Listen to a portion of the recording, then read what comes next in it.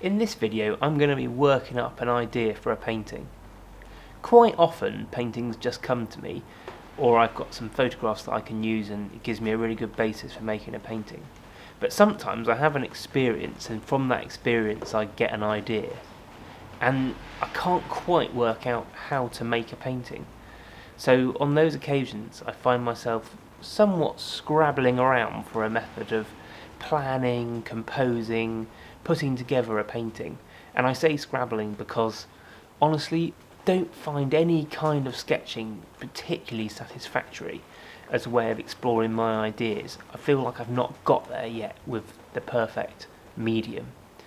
So today we're going to be composing a painting, and towards the end of the video I'm also going to be upcycling a palette knife, looking at some new art supplies, and talking a little bit about what makes a successful painting for me.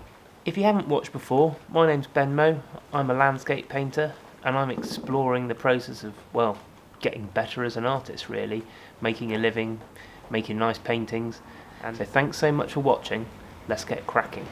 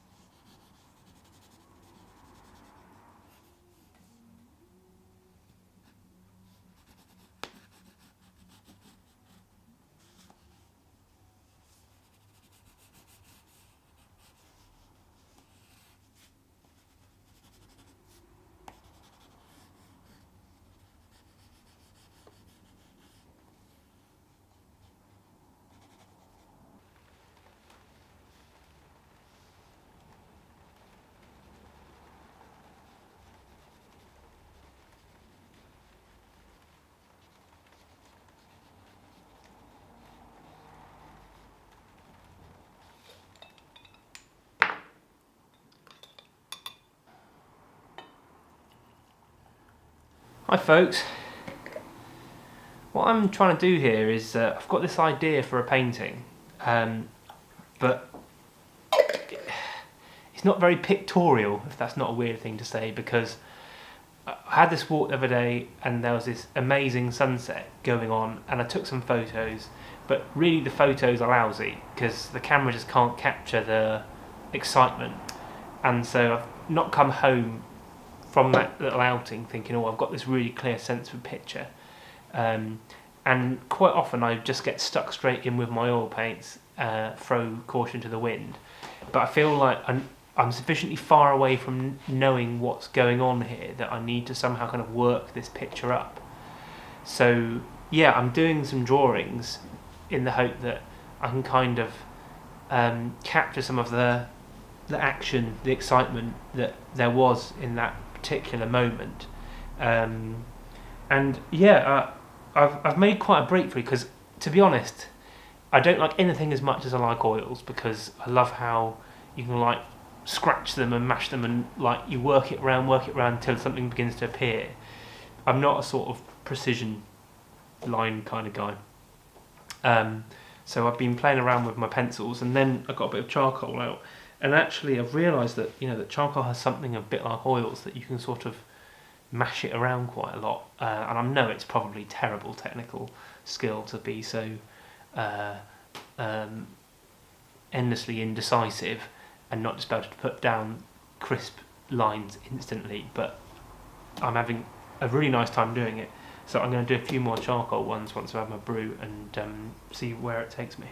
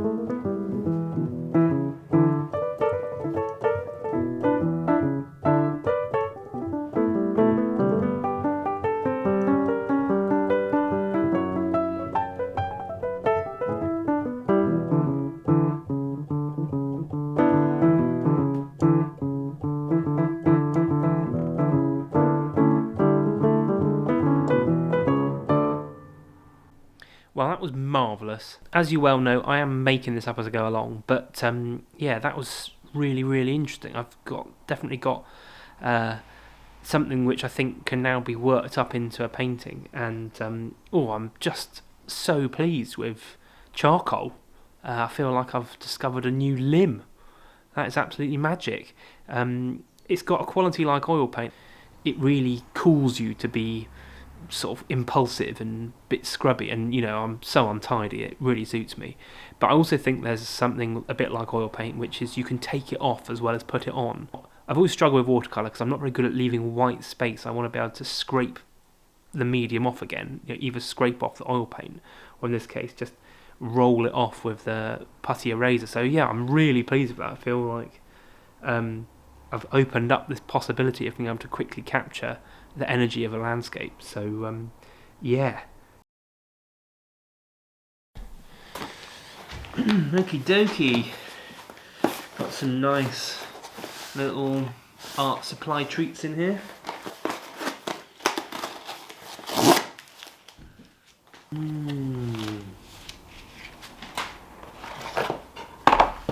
What have we got?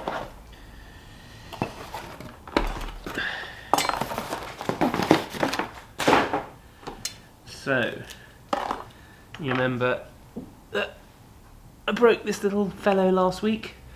A real old faithful that, can't live without it. So, new one of those. Beautiful.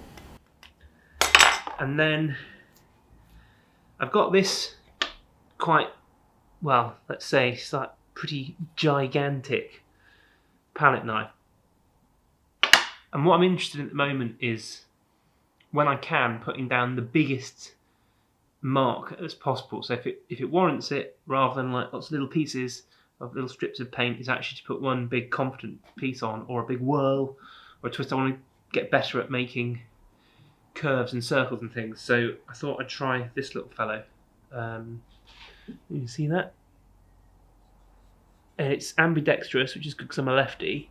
And I don't know if I might have to bend it, but they're not overly expensive, these palette knives. They're a few pounds each. I think they're £6 or £7. So I feel like it's experiment that's worth making. Then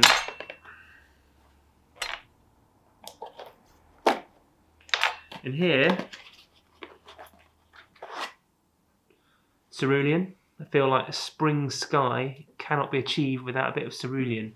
That colour, that if you look up now, that is exactly what a early spring, late March, early April sky has, and you just can't, well, I find I can't achieve that blue with French ultramarine, which is one of my sort of standard colours, so that's handy. That's rubbish. And then normally I buy this white, titanium white, but I had a really nice comment the other day to try Lucas white, which is what this is.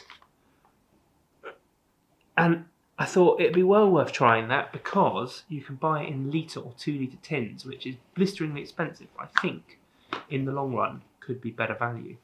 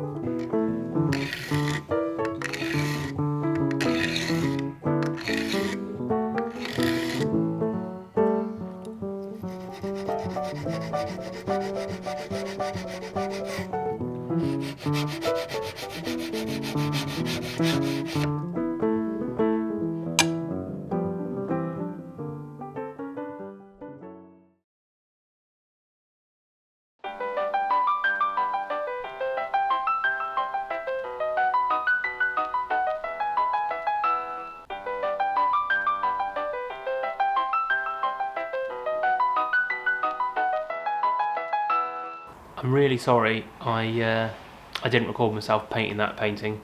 It was just one of those where I thought unless I crack on and do it, I'm not going to get it done at all. So yeah, scenes of despoilation and a painting. It's happened, and I think it wouldn't have done without working it up on the charcoal, so that's been a real success. On that note, I've been giving a bit of thought to what a successful painting is. Like, how do you know what is a successful painting?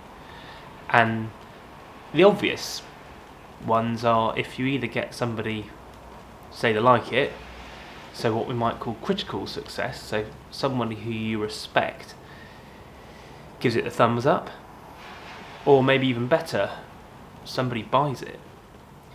But if we wait around for that to happen, it seems like could be waiting quite a long time and probably not making much art in the meantime. So what's a better measure of success? I suppose I was thinking that if there's something in you that wants to get said and you're able to say it, that's a pretty big measure of success. And if you're able to enjoy making the work as well as just getting that expression out, I think we're doing pretty well. And certainly with these drawings and this painting, I really enjoyed saying what I had to say. So yeah, I'm going to chalk that up as a successful painting. And hopefully with this newfound penchant for charcoal, this can take us in some interesting places. But for today, that's all. Thank you very much for watching. I hope to see you again in the studio before too long. And in the meantime, go well.